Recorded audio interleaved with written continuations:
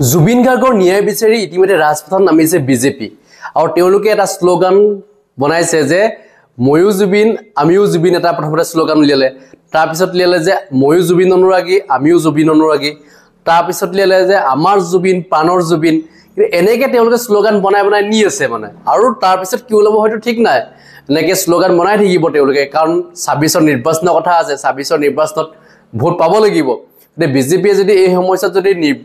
জুবিন গাৰ্গৰ ন্যায় সপক্ষে যদি মাত নেমাৰে তেতিয়াহ'লে তেওঁলোকৰ বিপদ আছে সেইকাৰণে তেওঁলোকে জানিছে যে এতিয়া এই মুহূৰ্তত আমি ওলাই আহিব লাগিব গতিকে প্ৰত্যেকজন ব্যক্তি ওলাই আহিছে যিবিলাকে বিজেপি কৰে তেওঁলোকে ওলাই আহিছে এতিয়া জুবিন গাৰ্গক ন্যায় কোনে দিব এতিয়া যদি বিজেপিয়ে যে জুবিন গাৰ্গক ন্যায় বিচাৰিবলৈ যায় স্বয়ং যদি মুখ্যমন্ত্ৰী হিমন্ত বিশ্ব শৰ্মা ডাঙৰীয়াই যদি কয় যে জুবিন গাৰ্গৰ ন্যায় কাৰণে আমি ৰাজপথত ওলাম বুলি আৰু তাৰ পিছত আৰু বাকীবিলাকে কিবা বুজিবলৈ বাকী থাকিল নে ন্যায় জুবিন গাৰ্গে পাব নব সেই সম্পৰ্কে বুজিবলৈ বাকী থাকিল জানো জুবিন গাৰ্গৰ ন্যায়ৰ কাৰণে যিখিনি কাম কৰিব লাগে সেইখিনি কৰি যাব লাগে কিন্তু ৰাজপথত যাব কিয় লাগে যেটো এখন আইনী যুঁজ চলি আছে এতিয়া আৰু এই সময়ছোৱাত আমি যিখিনি পদক্ষেপ গ্ৰহণ কৰিব লাগে যিখিনি ডাটা আমি দিব লাগে যে জুবিন গাৰ্গৰ ন্যায় পাবৰ কাৰণে যিখিনি আমি আমাৰ ওচৰত এভিডেন্স আছে সেইখিনি জমা দিব লাগে যে এছআইটিক বহুতে দিছে এছআইটিয়ে লৈছে সেইখিনি ন্যায় প্ৰক্ৰিয়াটো অলপ সময় লাগিব কিন্তু এই সময়ছোৱাত এই ধৰণৰ ৰাজনীতি কৰাটো আমি বেয়া পাইছোঁ কাৰণ এই সময়ছোৱাত প্ৰত্যেকটো দলেই ৰাজনীতি কৰি আছে বুলি ইতিমধ্যে আমি দেখা পাইছোঁ অকল বিজেপি বুলি ক'বলৈ নাযাওঁ প্ৰত্যেকটো দলেই এনেকুৱা হৈছে এতিয়া জুবিন গাৰ্গৰ ন্যায় বিচাৰিবলৈ গৈ তেওঁলোকে ক'ৰবাত মানে তেওঁলোকে নিজৰ পতাকাখন লৈ পেলাই তেওঁলোকে উলিয়াইছে মানে জুবিন গাৰ্গৰ ন্যায় বিচাৰিছে এনেকুৱা আমি দেখি আছোঁ গতিকে সেইটো কাম কৰিব নালাগে কাৰণ জুবিন গাৰ্গে নিজে বিচৰা নাছিলে যে পলিটিক্স নকৰিয়া বন্ধ বুলি কৈ গৈছে পলিটিক্স জুবিন গাৰ্গৰ লগত কৰিলে বহুত বেয়া লাগে বেলেগৰ লগত কৰক সেইটো ক'বলগীয়া নাথাকে জুবিন গাৰ্গে যি পলিটিক্স বেয়া পাইছিলে কোনোদিন পলিটিক্স কৰা নাছিলে তেওঁ কি নকৰিব নোৱাৰিলে নেকি তেওঁ কৰা হ'লে নিশ্চয় জিকিলেহেঁতেন কিন্তু নকৰিলে কিয় নকৰিলে কাৰণ তেওঁ ভাল পোৱা নাছিলে পলিটিক্স কেতিয়াও তেওঁ ভাল নাপাইছিলে আনকি লিডাৰবিলাককো তেওঁ ভাল নাপায় কাক কাক কি কৈ গৈছে আপোনালোকে নিশ্চয় শুনিছে আৰু সেইসকলে কয়গৈ আকৌ মই জুবিন আমিও জুবিন গতিকে জুবিন কোন আমাৰ একচুৱেলি চিনি পোৱা নাই মানে জুবিন গাৰ্গৰটো মৃত্যুৱে হৈ গ'ল আকৌ ময়ো জুবিন আমিও জুবিন বুলি যে ওলাইছে কথাটো এইটো কোন জুবিন এতিয়া মই সেই বিচাৰি আছোঁ মানে ময়ো জুবিন আমিও জুবিন চিনাক্তকৰণ কৰি আছোঁ কোনকেইটা ময়ো জুবিন আমিও জুবিন জুবিন গাৰ্গৰ লৈ কোনো শ্লোগান উলিয়াবৰ দৰকাৰ নাই জুবিন গাৰ্গৰ ন্যায় সপক্ষে পুনৰ মাত মাতিছে বেলেগ কথা কোনো শ্লোগানৰ প্ৰয়োজন নাই এই সময়ছোৱাত ঠিক আছে আজি অখিল গগৈ ডাঙৰীয়া কি বুলি কৈছে সেই মন্তব্য আপোনাক নালাগ বিচাৰিছোঁ গগৈ ডাঙৰীয়া মই বেলেগ পৃথক প্ৰসংগলৈ যাম কিন্তু যিটো ন্যায়ৰ দাবী দেখিলোঁ ন্যায়ৰ যাত্ৰা ন্যায়ৰ আন্দোলন বিজেপিৰ ৰাজ্যিক বিজেপিৰ সভাপতিগৰাকীয়ে আপোনাক লক্ষ্য কৰিবলৈ পৰিলক্ষিত হৈছে তেখেতে প্ৰশ্ন কৰিছে কোন অখিল গগৈ মুখ্যমন্ত্ৰীৰ পদত্যাগ দাবী কৰিবলৈ অখিল গগৈ কোন অখিল গগৈ মিয়া প্ৰেমী আৰু মিয়া প্ৰেমী অখিল গগৈৰ কথা অসমৰ ৰাইজে নুশুনে গগৈ ডাঙৰীয়া আপোনাৰ প্ৰতিক্ৰিয়া প্ৰথম মোৰ প্ৰথম প্ৰতিক্ৰিয়াটো হ'ল যে বিজেপি দলে আৰু তেওঁলোকৰ চৰকাৰে অসমৰ মানুহক ন্যায় দিব লাগিছিলে কিন্তু তেওঁলোকে ন্যায় দিয়াত ব্যৰ্থ হোৱা বুলি উপলব্ধি কৰিছে আৰু উপলব্ধি কৰি যাতে কোনেও ন্যায়ৰ দাবীটো প্ৰকৃত অৰ্থত তুলিব নোৱাৰে তাৰ কাৰণে তেওঁলোকে ভুৱা ন্যায়ৰ দাবী এটা উত্থাপন কৰি বিষয়টোক বিপথে পৰিচালিত কৰিব খুজিছে আজি জুবিন গাৰ্গৰ পত্নীয়ে ন্যায়ৰ দাবী উত্থাপন কৰিছে আজি জুবিন গাৰ্গৰ ভগ্নীয়ে ন্যায়ৰ দাবী উত্থাপন কৰিছে আজি জুবিন গাৰ্গৰ সকলো অনুৰাগীয়ে ন্যায়ৰ দাবী উত্থাপন কৰিছে আৰু অসমৰ প্ৰত্যেকজন মানুহে কৈছে যে জুবিন গাৰ্গৰ মৃত্যুৰ ন্যায় লাগে এই যে ন্যায় লাগে বুলি কৈছে জুবিন গাৰ্গ মৃত্যু হ'বলৈ পালে কেনেকৈ অসমৰ এটা জাতীয় সম্পদ জুবিন গাৰ্গক কিয় মৃত্যুৰ আগত এখন চৰকাৰে নিৰাপত্তা নিদিলে এইটো প্ৰথম প্ৰশ্ন ছিংগাপুৰত মিটিংখন পাতিছিলে নৰ্থ ইষ্ট ফেষ্টিভেল পাতিছিলে আপোনালোকে যদি চাই তাত লিখি থোৱা আছে যে ministry of external affairs government of India presents the north east festival in ছিংগাপুৰত এই অনুষ্ঠানটো পাতিছিলে এক্সটাৰ্নেল এফেয়াৰ্ছ মিনিষ্ট্ৰীয়ে আৰু তাৰ মন্ত্ৰীজনে যিজন মানুহো এই মৃত্যুৰ কাৰণে জগৰীয়া প্ৰত্যক্ষ বা পৰোক্ষভাৱে জগৰীয়া কাৰণ তেওঁৰ উদ্যোগত গৈ ছিংগাপুৰত এই পাতিছিলে নৰ্থ ইষ্ট ফেষ্টিভেল পাতিছিলে আজি সেই মন্ত্ৰী প্ৰবৃত্ত মাৰ্ঘেৰিটা ডাঙৰীয়াই নলবাৰীলৈ গৈ জুবিন গাৰ্গৰ মৃত্যুৰ ন্যায় বিচাৰিছে গতিকে এতিয়া আচলতে মই ভাবোঁ যে চুৰবিলাকে গোটেই চুৰবিলাকে যে মই চুৰ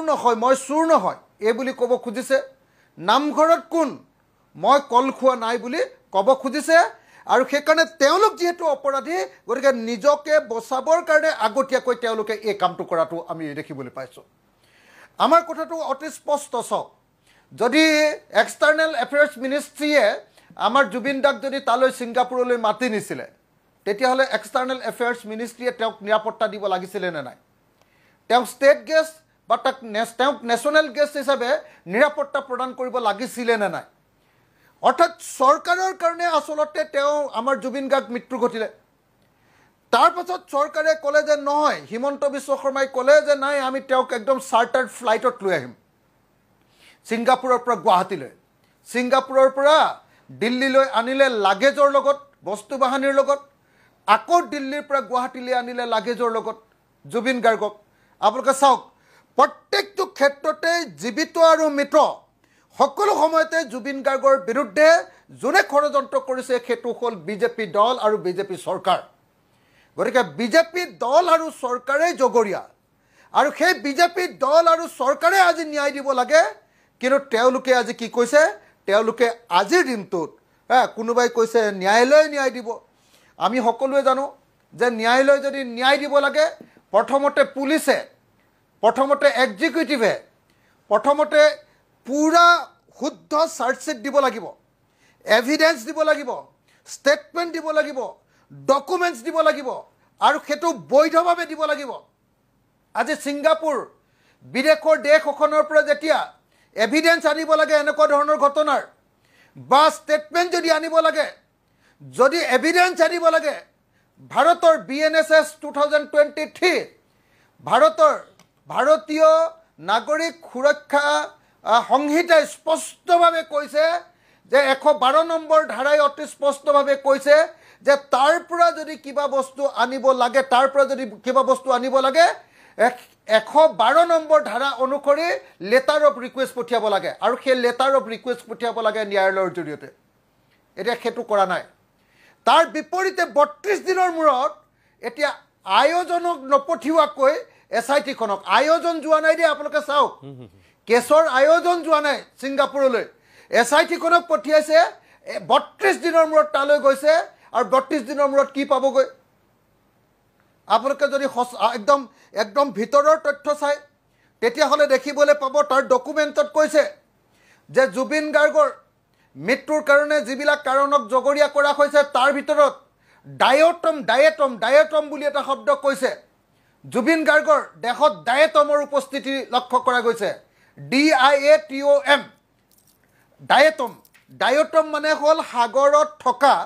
এবাৰ হেলাই জাতীয় মানে এটা পদাৰ্থ যিটো পদাৰ্থ যদি বেছিকৈ পৰিমাণে মানুহৰ ভিতৰত সোমাই যায়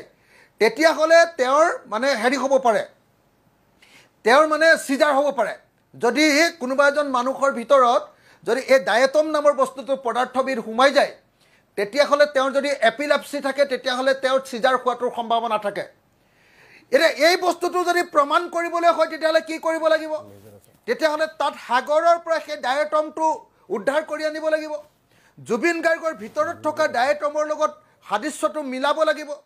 আৰু সাগৰৰ পৰা যেতিয়া ডায়েটম তাৰ পৰা লৈ আহিব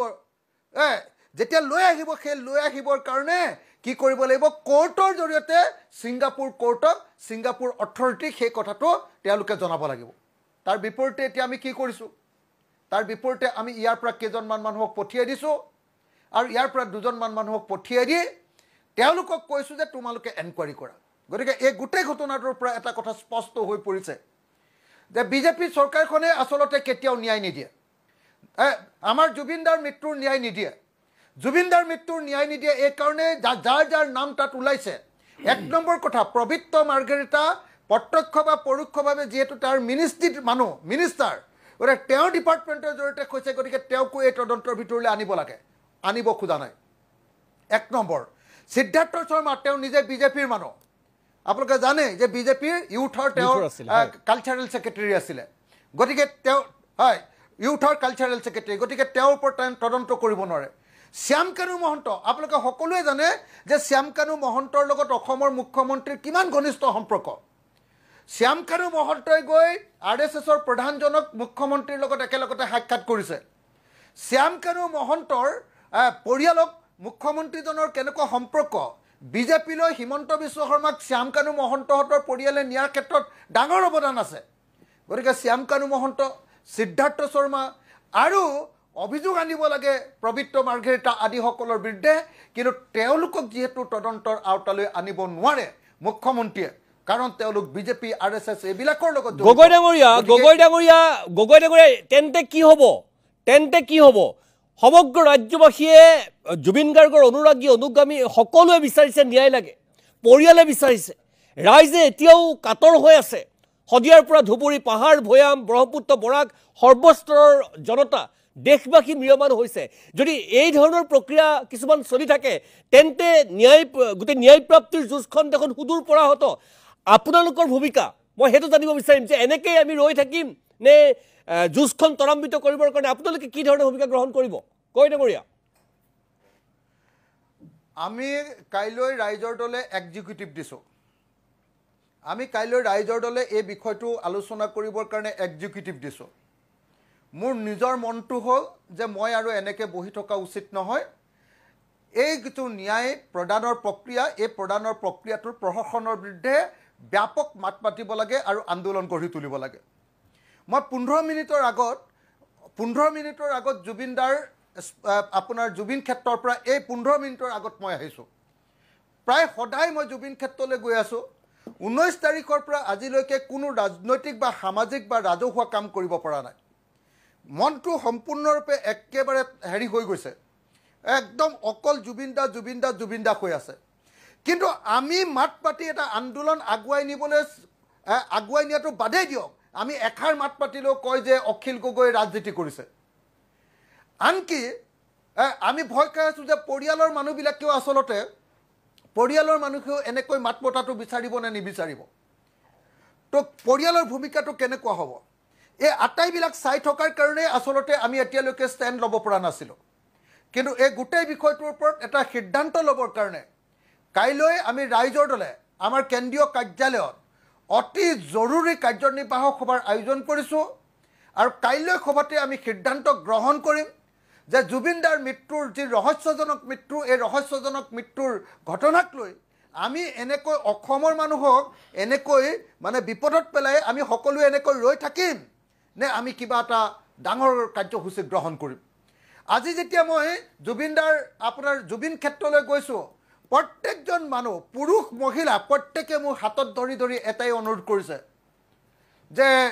আপুনি যিকোনো প্ৰকাৰে এটা কাম আৰম্ভ কৰক, আমি ন্যায় দিব লাগিব, আপুনি মাত মাতক, আপুনি প্ৰতিবাদ কৰক। মই আৰু ধৈৰ্য ধৰিব নোৱাৰা হৈ গৈছোঁ। অসমৰ প্ৰত্যেকজন মানুহ অধৈৰ্য হৈ পৰিছে, অসমৰ মানুহে আৰু সহ্য কৰিব নোৱাৰা হৈ পৰিছে। সেইকাৰণে কোনে ভাল পায়, কোনে বেয়া পায়, কোনে কি কয়, কোনোবাই ৰাজনীতি কৰা বুলি কয়, যিয়ে নকক লাগিলে আমি প্ৰতিবাদী কাৰ্যসূচী গ্ৰহণ কৰিবলৈ বাধ্য হ'ম। আৰু সেইকাৰণে মই আপোনালোকক জনাব খুজিছোঁ যে কাইলৈ দিনটোত হয়তো আমি নাজানো, এতিয়ালৈকে কাইলৈ এক্সিকিউটিভ বহিব, কাইলৈ দিনটোত হয়তো আমি সিদ্ধান্ত গ্ৰহণ কৰিব লাগিব যে জুবিন গাৰ্গৰ ন্যায়ৰ কাৰণে আমি সমগ্ৰ অসম জুৰি প্ৰতিবাদী কাৰ্যসূচী গ্ৰহণ কৰিব লাগে। আজি বিজেপি দলে প্ৰতিবাদী কাৰ্যসূচী লৈছে।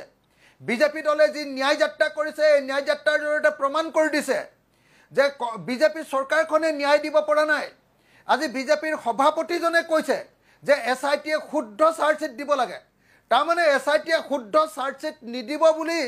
বিজেপিৰ ষ্টেট সভাপতিজনীও আজি বিশ্বাস কৰি আছে। আজি বিজেপি দলৰ আপোনাৰ নলবাৰীৰ মন্ত্ৰীজনেও বিশ্বাস কৰিছে যে তেওঁলোকে শুদ্ধ নিদিব, আপোনাৰ কি কয় প্ৰতিবেদন নিদিব, আপোনাৰ চাৰ্জশ্বিট নিদিব। সেইকাৰণে বিজেপি দলৰ মানুহে প্ৰতিবাদ গ্ৰহণ কৰিবলৈ বাধ্য হৈছে।